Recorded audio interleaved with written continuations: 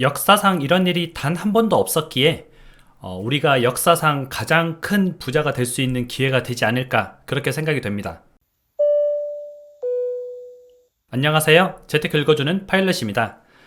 여러분들한테 인생 살면서 기회가 많이 오진 않아요. 근데 우리가 정말 좋은 기회가 다가오고 있는 것 같습니다. 그래서 오늘은 그 부분에 대해서 한번 공부를 해보고 대비를 해보려고 하거든요.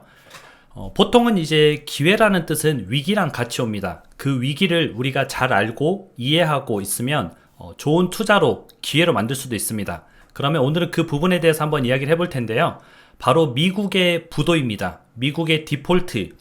부도라는 게 뭐 기업이 부도가 난다 이런 경우는 있었지만 국가 부도가 난다 뭐 이것도 들어보긴 했어요. 최근에 이제 많은 국가들 뭐 아르헨티나나 이런 국가들이 부도가 나면서 아 국가가 부도가 날 수도 있구나 하고 알고는 있지만 미국이 부도가 난다고? 설마 미국이 이런 생각을 또 하시겠죠. 미국이 부도가 나면 어떻게 될까요? 전 세계 경제가 아마 이제 뭐 걷잡을 수 없는 수렁으로 빠지겠죠. 그러면 그 부분에 대해서 왜 미국이 부도가 나는지, 그리고 미국이 부도가 난다면 어떤 현상이 발생할지, 그러면 우리는 무엇을 해야 될지 한번 화면을 통해서 알아보도록 하겠습니다. 미국이 국가 부도가 난 적이 있었나? 전 세계 사상 초유의 사태죠. 제가 생각해도 미국이라는 나라가 부도가 난다? 이게 조금 그럴 수가 있나? 라는 생각이 드는 그런 상황입니다. 근데 지금 그런 상황이 임박했다는 거죠. IMF랑 JP모건에서 미국의 디폴트를 경고했습니다. 미국의 국가 부도를 이제 경고한 거죠. 미국 재무부 장관도 미국의 디폴트를 경고하고 나섰습니다. 그만큼 지금 미국의 상태가 좋지 않다는 겁니다. 왜 그럴까 좀 궁금한데요. 미국이 왜 부도 위기일까? 국가 부채가 무려 4경 4,060조예요. 우리가 이거는 이제 학교 다닐 때 뭐 그냥 들어만 본 숫자죠. 엄청난 양의 빚을 지고 있습니다. 그 빚을 계속 돈을 찍어내면서 불려왔던 거죠.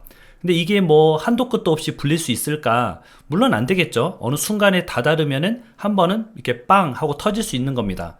그런데 이제 그 상황이 지금 조금 임박했다 그렇게 보면 되고요. 아까 같이 그냥 뭐 숫자로 보면은 크게 와닿지 않으니까 제가 그래프로 가지고 왔습니다. 그래프로 보니까 어때요? 최근에 이제 뭐 몇 년 사이에 엄청나게 국가 부채가 증가를 했죠.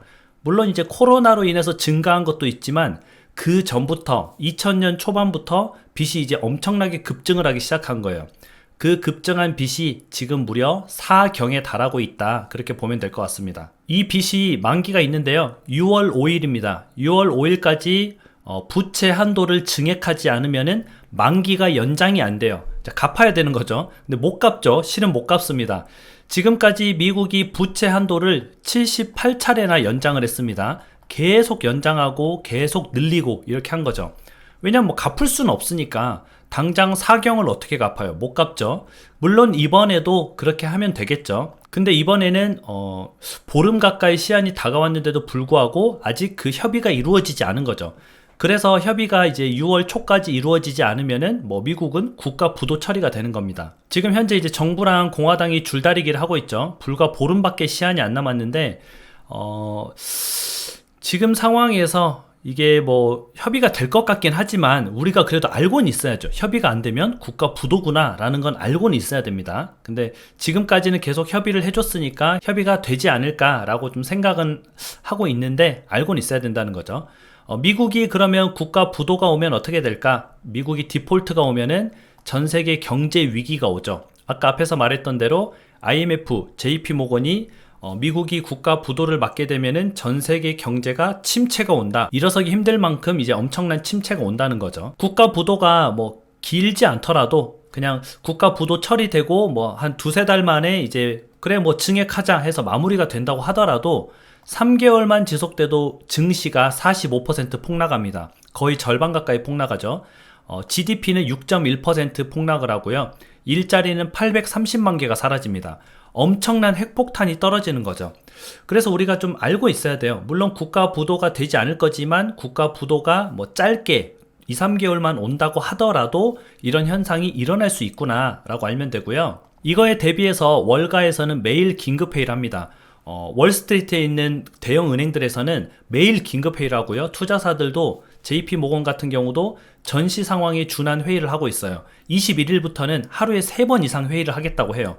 이만큼 대형 수천조를 굴리는 은행들조차도 이 상황을 준비하고 대비하고 있는데 우리만 대비를 안 하고 있죠. 야, 미국이 부도 나게 놔두겠어? 연장해주겠지? 그러겠지 하고 이제 안일하게 있는 것보다 엄청난 돈을 굴리는 사람들처럼 우리가 생각을 할 필요는 있다는 거죠. 이들이 대비를 한다는 것은 한마디로 기회를 잡는다는 뜻입니다. 국가 부도가 오면은 무조건 다 잃는다, 그런 개념이 아니라 결국에는 위기가 와야 누군가는 돈을 벌 수가 있는 거예요. 미국의 전문가들조차도 미국이 디폴트가 오면은 코로나 초기보다 충격이 크다라고 얘기를 하고 있어요. 그러면 최소한 코로나 때만큼 증시나 부동산이나 아니면 금융이나 경제 이런 것이 타격을 받겠죠. 그러면 주가가 많이 빠질 겁니다.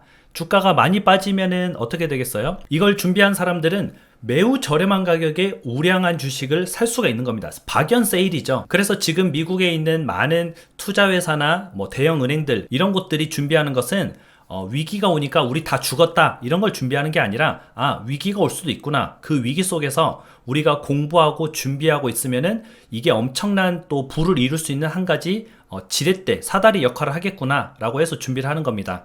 그럼 우리도 똑같이 알고는 있어야죠. 저런 상황이 되고 연장은 해줄 것 같지만 그래도 연장이 안 된다면은 상황이 이렇게 전개될 수 있겠구나, 그러면 우리는 이럴 때 이런 식으로 돈을 벌어 나갈 수 있겠구나 라고 생각하시면 좋을 것 같습니다.